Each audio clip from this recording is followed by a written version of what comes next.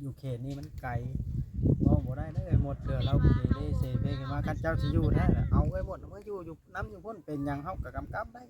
มันถิ่นเฮาเพราะว่าพ่อแม่เขาก็บ่ให้อยู่แล้วเขาอนุญาตให้เอาไปพุ่นเขาบ่ให้แต่งให้แปลงบ่ง่ายๆใช่ เขาบ่ได้ให้แต่งให้แปลงนะอันนี้ก็คันว่ามันพอพังก็ให้พังค่อยเว้าคำว่าบ่พังก็แล้วแต่นะเขาก็เว้าตามเพิ่นเว้าเนาะแม่นตามความเป็นจริงนะอันนี้เมื่ออยู่พุ่นก็ดีเฮาอยู่บ้านเฮาโทรหาทีมงานก็ก็ทีมงานอยู่ใกล้แม่นบ่เป็น บ่หากแต่ว่าเราสิเมื่ออยู่ใกล้อยู่บัดนี้น่ะลุงน่ะเว้ากินนี่ เมียเจ้าสิเมื่อน้ำเฮาก็บ่ได้ให้ป้าแต่ว่าเอาเมื่ออยู่พุ่นใครกว่ามาอยู่พี่นะ เมื่ออยู่เตาถ่านมันใกล้อยู่ทางในคลิปบ่ใกล้อยู่บัด เมื่อเหตุการณ์เหตุงานอยู่พุ่นมันก็เจอเฮาเพราะว่าพ่อแม่เพิ่นญาติพี่น้องเพิ่นมอบอำนาจให้เจ้าแล้วเจ้าเฮ็ดเด็ดขาดได้เขาก็บ่ผิดเอาโทษอยู่แล้วนี่เมื่อเขามอบให้ขาดแล้วเด้แบบนี้นะอยู่พี่อยู่ เจ้าบ่อยากอยู่เฮือนนั่นเนาะบ่เว้านั่นเนาะถ้าแม่นบ่อยากคืออยู่เฮือนบ้านโนนสันกับปุ๊กตูบอยู่ดินนั่นก็ได้แม่นบ่อยากอยู่กับตัวเฮือนน่ะนะโอ้คันอยู่พุ่นแล้วมันก็อยู่เฮือนแล้วล่ะมันบ่มีผู้อยู่แล้วเนาะหรือว่าย่านเวลาลูกเต้าเมื่อน่ะบ่นั่นก็ได้กันว่าอันย่านลูกเต้าเวลาลูกเต้า ถ้า เมื่ แม่ อ ว่าเราเปลี่ยนแปลงได้แม่นเราบ่เปลี่ยนแปลงเนี่ยน้องแล้วสิลงมืออีกบาด อย่าลืมกดติดตามเพื่อเป็นกำลังใจให้ผมด้วยนะครับทุกคนขอบคุณมากๆครับเอาไว้มาเบิ่งเลยพ่อจ้อยกับน้องแต่กำลังจะคุยกัน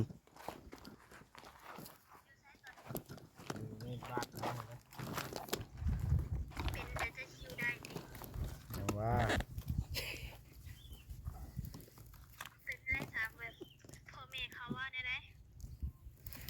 แล้วไรบ่ทันจัก คันน่ะเอาไปพอจอยนะคันน่ะเอาไปคุย ห้องเบิ่งเขาว่านะเขาคือสิบ่ฮับปานใดนี่แหละ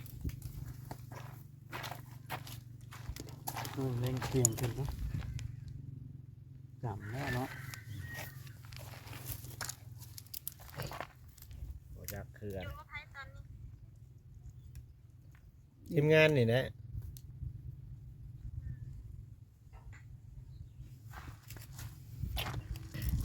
รูปก้อยน้องแต่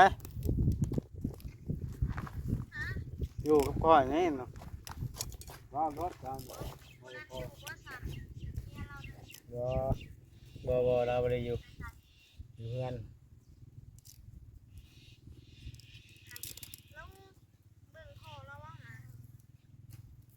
ลูกคือสิบ่ฮับบ่ฮังนี่แหละเจ้าคู่กันนะมีแต่เจ้าและสิตายหาเงินผู้เดียว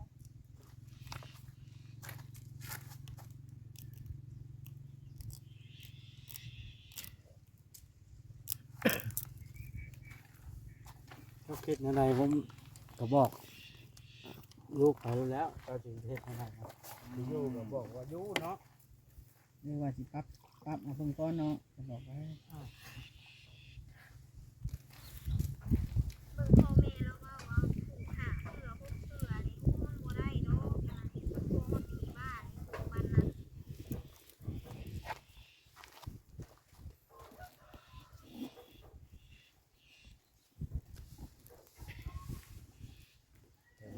อยู่เบิ่งอยู่ได้แล้วก็ไป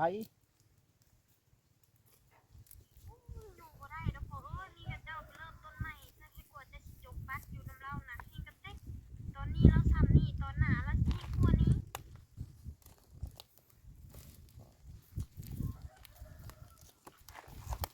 พังเราเว้าแต่ละคำนี่ว่ะนี่ก็เราเฮ็ดเบิดอีหยังก็เรียนงานการสร้างนี่ก็เราเฮ็ดเบิด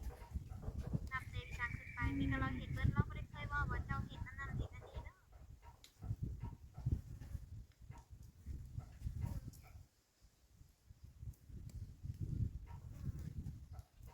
ขนาดเจ้าเมืองบ้านนั่นพ่อแม่เขายังบ่อยากเว้านำเลยจักซำได้แลเอ้ยน้องเขาก็ยังถีบเบิดอันยังเลย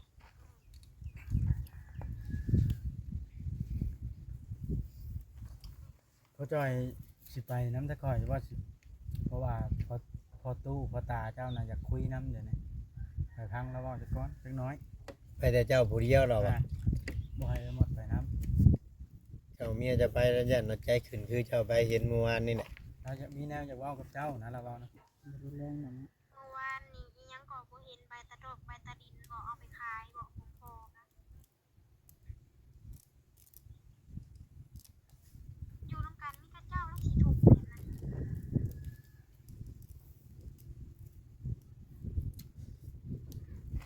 เพิ่นก็สิขอเว้าหมดเปลือกซักคิดนี่เนาะ ช่วยเราบ่เว้าอย่างที่ ก็สิเว้าตามความเป็นจริงของโลกซะอันนี้ก็ถือก็ให้เอาพิษก็ให้ทิ่มเนาะสมมุติเจ้านี่มาอยู่พี่อันนี้ก็ขอสิเว้าให้ฟังเนาะสมมุติเจ็บไข้ได้ป่วยขึ้นมาได้หมดนี่ครับ คนเขาถิ่มอยู่แล้วไผเป็นผู้เบิ้งว่าก็เมื่ออยู่พ้นยังว่าลูกเจ้าก็มีเจ้าก็อยู่เขตเจ้านะอยู่เขตนี้มันไกลบ่ได้ได้หมดเถื่อเราบ่ได้เซเปกันมาคันเจ้าสิอยู่แท้น่ะเอาไว้หมดเมื่ออยู่น้ำอยู่พ้นเป็นหยังเฮาก็กำกับได้ มันถิ่นเฮานะเพราะว่าพ่อแม่เขาก็บ่ให้อยู่แล้วเขาอนุญาตให้เอาไปพุ่น เขาบ่ให้แต่งให้แปลงบ่ง่ายๆใช่ เขาบ่ได้ให้แต่งให้แปลงนะอันนี้ก็คันว่ามันพอพังก็ให้พังค่อยเว้าคำว่าบ่พังก็แล้วแต่นะ เขาก็บ่ตามเพิ่นเว้าเนาะ แม่นตามความเป็นจริงนะอันนี้ เมื่ออยู่เพิ่นก็ดี เฮาอยู่บ้านเฮาโทรหาทีมงานก็ก็ทีมงานอยู่ใกล้แม่นบ่เป็น บ่หากแต่ว่าเราสิเมื่ออยู่ใกล้อยู่บัดนี้น่ะลุงเราบอกกินนี่ เมียเจ้าสิเมื่อน้ำเฮาก็บ่ได้ให้ป้าแต่ว่าเอาเมื่ออยู่พุ่นใครกว่ามาอยู่พี่นะ เมื่ออยู่เตาทานบางใกล้อยู่ทางในคลิปบ่ใกล้อยู่บัด เมื่อเหตุการณ์เหตุงานอยู่พุ่นมันก็เจอเฮาเพราะว่าพ่อแม่เพิ่นญาติพี่น้องเพิ่นมอบอำนาจให้เจ้าแล้ว เจ้าเฮ็ดเด็ดขาดได้เขาก็บ่เอาผิดเอาโทษอยู่แล้วนี่เมื่อเขามอบให้ขาดได้เด้แบบนี้นะอยู่พี่โย แม่นว่าเจ้าบ่อยากอยู่เฮือนนั่นเนาะบ่เว้านั่นเนาะถ้าแม่นบ่อยากคืออยู่เฮือนบ้านโนนสันกับปลูกตูบอยู่ดินนั่นก็ได้แม่นบ่อยากอยู่กับโตเฮือนน่ะนะ โอ้คันอยู่พุ่นแล้วมันก็อยู่เฮือนแล้วล่ะมันบ่มีผู้อยู่อยู่แล้วเนาะ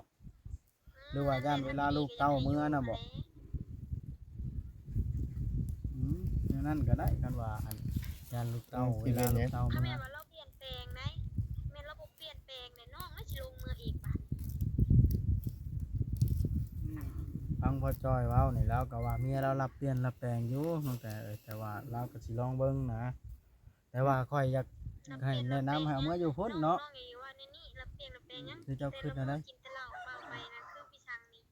เราไปหาเฮ็ด เว้าง าน หยังก็ เนาะ บ่ฮู้คอฮู้ตาเลย อันนี้ค่อยสิเว้าความเบิดซะพี่น้องเบิดทุกคนเอ้าขอโทษขออภัยนํในเมื่อคนเขาถิ่มอยู่แล้ว เจ้ายังสิไปเอาเนาะสมมุติว่า เจ้าต้องเอาเมื่อดูแลอยู่พุ่น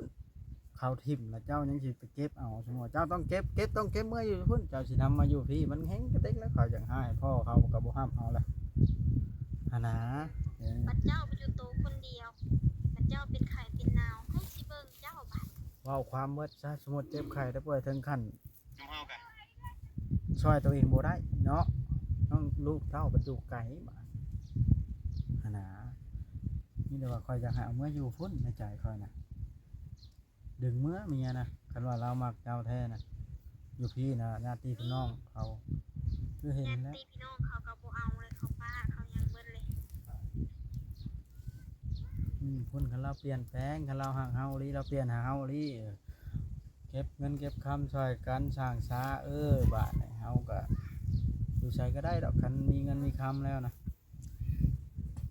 อันนี้ก็ขึ้นอยู่กับเจ้าตัดสินใจคอยเว้าให้ฟังซื่อๆเด้ลุงจ้อยเอ้ย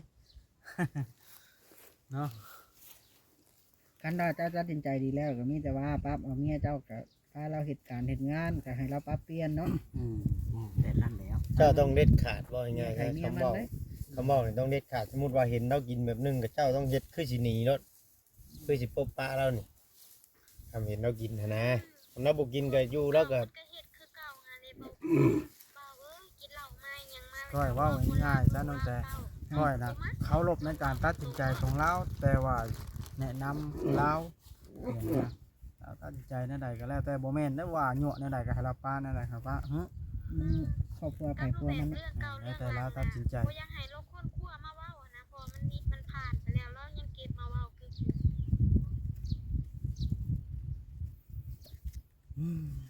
เอาแล้วแต่เจ้าจะคิดเด้ออันนี้ก็ได้แต่คอยเว้าเบิดแล้ว เราทำจะแนวดิ พอจอยซะแนว บ่แม่นว่าลูกสิป้าลูกสิทิพย์ค่ะแม่นล่ะเจ้าบ่มีไผก็มีลูกมีเต้าเด้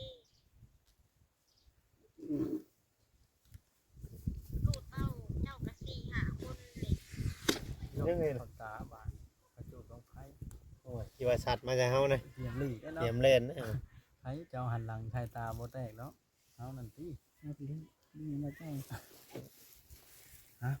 มีใครจะเว้าหยังก็เว้ารถได้บาดค่อย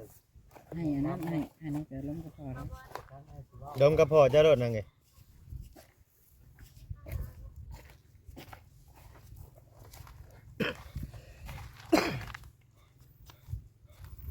เราสิเปลี่ยนอันนี้บ่เลยพอ ก็ว่าแล้วไปเปลี่ยนแล้วเรา เปลี่ยนเรื่องมาบ่ไปเมื่อวานทุกคนยังเมาอยู่จ้ะก็มา แม่ ว่าน เมาบ่ยังบ่ได้เมามื้อนี้ ตกใจของเรื่องเงินก็แห้งเนาะ โอ้ยเบิ่งเอาแล้วก็ได้เงินเพิ่นเนาะแล้วมาตบในหญ้าแกไว้หญ้า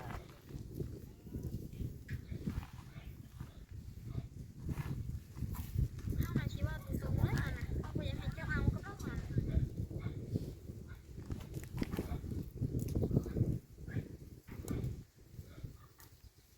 เฮาเลยอยากให้เจ้าป้าสำหรับเรานะ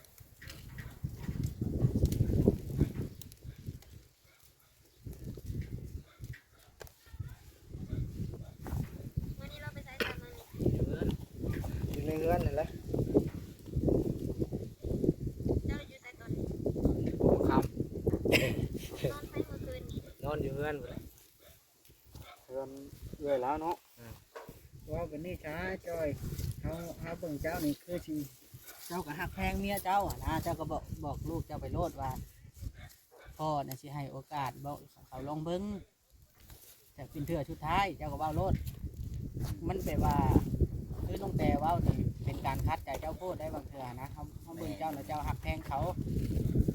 แต่ว่าความคิด เจ้า ลูก เรา นะเนาะ ให้โอกาสทิศนึงอ่ะ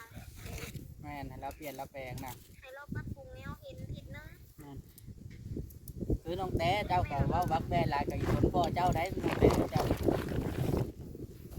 กอ้ายผู้เบิ่งพ่อเจ้านี่เราจนให้ได้มือนั่นน่ะจนแล้วทุกอ้ายน่ะให้เราให้โอกาสลองเบิ่งเราในเมื่อเรามักเมียเราเด้นะ น้องได้ให้โอกาสเรานะทิศนึงอ่ะให้เราปรับปรุงให้น้องเห็นนะ แม่นให้เราทิศหนึงบ่ให้กินนะเนาะน้องแต่ ว่าสั้นๆว่าจะชี้ใส่คนอื่น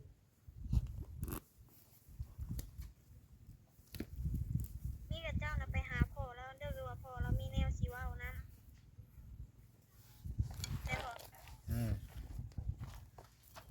ให้บอบอสนะพาไป เราขี่ซาเล้งไป เอาออกเมื่อนะเมื่อได้เนาะเราขี่ซาเล้งไปมันค่อยเราอยู่หัน เราบ่ได้สิให้ดอกเราอยากบอกอันแนวเราจะ เรา เรา จะ อ ม ยา อบ กบ แต่ อก ตีนใช้มือเจ้าเว้าความซื่อซะมอบไปหมดนะเราเอาบ่อยู่ประมาณนี้เราจะมอบให้ดูแลซอยให้ดูแลให้แน่นะความหมายเนาะบ่เบียงใจ สิไปอยู่บ่พอจอย ดูแลหมู่กับเบิ่งตัวเองไงได้ ที่เป็นหยังบ่เป็นหยังดอกไปกับจุมเฮานะนี่แต่เจ้านะทำบาเมียเจ้าไปน้ำหน่อยยันเราเลือดคือเมื่อวานนี้ บ่ให้เมียจะไปเนาะ ลุงก็ผู้นี้ นี่เรามานะ ผู้นี้ว่าเราจุดทาน โอ้ทอนขึ้นจะเต้ามาเป็นทอนเต้าลูก อ้อนคือเบิ่งกันบ่ โอ้เด็กจุกมันยังหมดเราจะเป็นคือคอย อ๋ออย่ามันคืนอีกดิ จุกขึ้นหมด นายสนพอจอยเนาะ แม่นแล้ว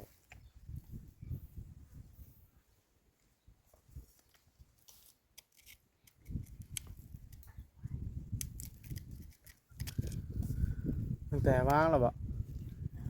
เราเหงาแห้ง ลูกเราจังหาปลาเนาะ แม่นแล้วน้องแต่เรา เจ้าครั เรา บ ว่าเราก็สงสารพ่อเราในมุมมองของลูกนะแต่ว่าในมุมมองของพ่อเราก็หักแพงเมียเราเนาะอันนี้ก็ได้ เราโดนเมียแล้วอันสิปลาก็ได้ เมียเราพ่อแม่ทิ่มแล้วทิ่มเมียเราน่ะพ่อแม่เมียเราทิ่มเมียเราแล้ว เราให้ เรา แพ ก็ ง สิ แล้ว มาทิ่มเมียเราคือเราบ่อยากเฮ็ดวันนั้นแล้วได้หมดนี่ตัวคนเดียวเนาะไอ้จอยเนาะ ว่าความชื่อแล้วเจ้าเราบ่อยากทิ่มแล้วเจ้าเราอยากปัวเอาแล้วก่อนเจ้าคือจังซั่นบ่เจ้าก็ต้องเอาใจเจ้าเองกันชั้นก็ได้คันสิพังลูกพังเต้าก็แม่นอยู่เจ้าก็แพงลูกแพงเต้าลูกเต้าเจ้าก็แพงเจ้าแต่ว่าเจ้าบัดแพงเมียเจ้าบัดนี้นะเจ้าก็ต้องเป็นคนกลางเจ้าต้องชั่งช้าเบิ่งน้ำหนักเจ้าสิป้าเมียเจ้าแล้วไปชุกสบายผู้เดียวก็บ่คืออีกในเมื่อเจ้าแพงกันอยู่เด็กปัวเอากันใครเล่าปัวบ่คืนอย่างทิม นี่แหละก็บ่มีโทษมีหนี้อยู่แล้วติ เพราะว่าทางพ่อของผู้หญิงก็เล่ากับสิมอบสติใส่มือเจ้าอยู่แล้วนะเดี๋ยวนี้นะใดก็ได้ให้เจ้าเป็นผู้ดูแลเจ้าสิทิมก็ชุดแล้วแต่เจ้าสิเอาก็ชุดแล้วแต่เจ้าความหมายเดี๋ยวนี้นะชั่วก็เอาดีก็เอาเห็นเจ้าเป็นผู้เอาเดี๋ยวนี้เพิ่นจะบอกแนวนั้นนะก็สิให้เจ้าไปหาเพิ่นซะก่อนเนาะเว้าดิ แม่นแล้ว แม่นบ่จอย แม่นแล้ว ดีใจบ่จอยมานำมื้อนี้เนาะ ว่าจ้อยก็ยังดีใจเนาะว่าจ้อยนี่เด้ไอ้จ้อยบ่เห็นว่าจ้อ ตั้ ย งแต่ก็เว้าแบบนั้นก็เจ้าก็พิจารณาเอาอันนั้นก่อนในมุมของลูกซื่อๆเนาะแม่นอยู่เขาก็เป็นห่วงเขาเบิ่งมันบ่ทรงคือเจ้าบัดเป็นห่วงเมียคือเห็นนี่แหละเมียข่อยก็เป็นห่วงคือกันสมมุติเทียบใส่เฮาหั่นนะเนาะ แม่นแล้ว หรือบ่จ้อยชังเมียตัวเองบ่ บ่แม่น อ้าวทีมงานเฮาเนาะมี เมียข่อย หยังอยาก ถาม เพิ่ม เพ่งจันทร์ เติม นั่นเอง บ่หรือว่าในใดถามแล้วเบิ่งดูก็บ่มีในใดแล้วไปได้ไปหา ประตูบ่ ประตูได้ ใช้ใจค่อยนะเดี๋ยวนี้นะบอกว่าอันนั้นเรากินแล้วบ่เข้านะถามแล้วก่อนให้เราไปกินข้าวก่ เจ้า อน กินข้าวได้จ้ะกินได้บ่ ยังข้าวเที่ยง อ๋อกินข้าวกินน้ำได้ก่อนก็ได้สิเป็นหยังข้าว เดี๋ยวนี้ก็หากับบ่ายปลายนึงเนาะ พอเราก็หากันมาแต่ชินูเด้ แล้วก่อนว่าแล้วหนีไปแล้วสิเรากิน หนีไปแล้ว ไปเชโนชื่อ นี่ไปแล้วเอาลงไป ค กิ อน ยว่านะ หนีไปละ แล้วไปเอาเงินที่ชื่อเนาะ โอ้ย ได้เท่าได้เงินน่ะ 200,000 ได้เงิน200,000 เราลิว่าแล้วหนีไปแล้ว โมเมนต์เงิน600,000คือเราเอาเนาะ หนีไปแล้ว เจ้าไปยืนพังเลยบ่เจ้าอยู่ใกล้เลยบ่มื้อนี้บ่ได้ให้ห่างได้มื้อนี้ คืนเงินก็เพียวเองนี่แหละ เจ้าไปเอาเองเด้อ นะเด้ เออ แสดงว่าแล้วก็รอบคอบเด้ ว่ายันเมียเป็นคนชื่อคือเมื่อวานนี้ แม่น วานนี้เผลอน้อยเดียวเราบ่เห็นเมียเลย เหลื่อม ตาม บ่ หาเมียมันง่าย บ่เดือมแล้วเช่แน่เนาะคำว่าไอ้จอยบ่ไปเอาเองอีกมื้อนี้ก็ยันเช่ แต่เฮือนหลังนี่ก็ยังดีๆอยู่เนาะ เพราะปกติคำเล่าอันนั้นนี่เรามาได้นี่ทำมาย่างมาได้คำเรากินน่ะแม่นอันนี้เราบ่ได้เมาเนี่ยเราอยากหายจุ่มเฮานึงเถื่อแต่บ่กล้าย่างเห็นบ่อยู่ห้องวานนี่เรายังบ่ค่อยอยากออกมาเนาะเราช่วงอยู่ห้องเราบ่ได้กินในตอนเช้านะ นี่แหละพ่อจ้อยน่ะย่างเมื่อหากินข้าวบอกเมียจะเตี้ยสิไปหาพ่อเฒ่ากันเด้อจักเล็กจักน้อยสิดอกเจ้าบ่ไปยาเด้อเฒ่าให้บอกนั่นแหละเราบ่ต้องไปนำเราขี่ซาเล้งไป บอกเราจะดียันเราคิดว่าเจ้าสิหนีเมื่อน้ำจะก่อยเลย อ่า ว่าไอ้จอยครับมันได้หมดหนีไปแล้วเนาะ อืม บ่ได้ได้วันน่ะ บ่ได้ แกบ่ได้หนีบ่ อ๋อ แล้วบ่เอาเงินเนาะ เมื่อเงินชื่อ แม่นบ่บ่จอยไปแล้วเอาบัดนี้เนาะถือว่าจบคลิปเนาะทีมงานกันพี่ว่าให้จอยไปหากินข้าวตัดสินใจเอา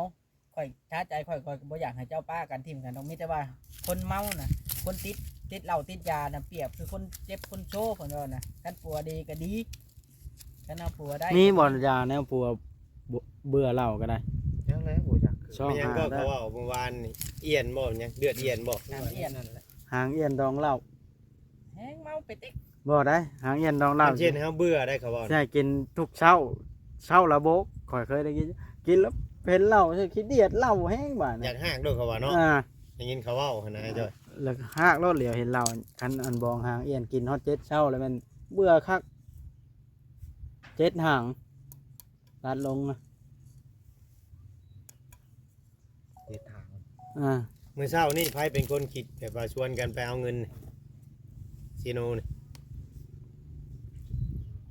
กัน ไปนำกันบ่คิดนำกันบ่นัดเพิ่นไว้บ่ ไปว่านนี่เพิ่นอยู่ว่าน อ๋อไปวานนี่เพิ่นบ่อยู่ไปเอาแต่บัดนี้แหละเจ้าเป็นคนไปเอาเองเงินน่ะบ่ได้ให้เมียถือเลย เอามาก็ซื้อ เนี่ยในหมกดอกหมกแดงมา อ๋อคือว่าไปเอาเงินมื้อเช้าอยู่เชนูเนาะคิดว่าไปมาบ่เห็นคิดว่าไปหาเช่าห้องอีกแล้วนะ แม่นคิดว่ากลับไปห้องเช่าค่อยนะเอา เอาไปกินข้าวกินน้ำ คิดว่าหนีไปแล้วบ่ ดีเด้อ หาไปรถลุงจอยก่อนสิเช่าห่มก่อนว่านะตัดคลิปสามเจ้ากินข้าวกินน้ำแล้วจังพากันไปเนาะบ่จอยชาแนล สบายดี อ้าวพี่น้องเอ้ยจังเฮาก็สิได้ขอไปบาทนะจังเฮาก็สิได้จบคลิปก่อนพี่น้องเอ้ย เนาะเฮาก็สิได้พาเพิ่นไปหาทางพอเอ้ยหมดก่อนเด้อบาดนี้เด้อเนาะพี่น้องเพิ่นสิบอกหยังข่าวหยังก็ถาเบิ่งคลิปตอนต่อไปพี่น้องเอ้ยเพิ่นไปเอาเงินอยู่สเตโนเมื่อเช้านะว่าเพิ่นไปอยู่ห้องเช่าอีกแล้วสิเนาะโอ้ตายเอาพี่น้องโอเคบาดนี้รอเบิ่งตอนต่อไป ตอนที่เพิ่นไปคุยกันกับพ่อเพิ่นสิเป็นแนวใดพี่น้อยพ่อจ้อยสิตัดสินใจแนวใดก็ชุดแล้ว FC ก็หลายคนว่าเอาพ่อจ้อยกลับเมืองพร้อมเลยโอ้พี่น้องเอ้ยเฮ็ดบ่ได้ดอกบังคับพ่อพ่อจ้อยบ่ได้ดอกให้เราตัดสินใจเองดีกว่าพี่น้องเอ้ยเราก็ใหญ่แล้วโอเคบาดนี้บ๊ายบายคลิปหน้าจะพอกันใหม่เด้อเนาะผิดพลาดก็ขอโทษขออภัยนำคอมเมนต์ติเตียนแล้วก็ให้กำลังใจเข้ามาเฮาก็สิอ่านทุกคอมเมนต์ล่ะพี่น้องเอ้ย ว่าเขาอ่านแล้วเขาก็จุกใจแต่ว่าเขาบ่ได้ตอบเขาจุกใจให้เนาะโอเคพี่น้อง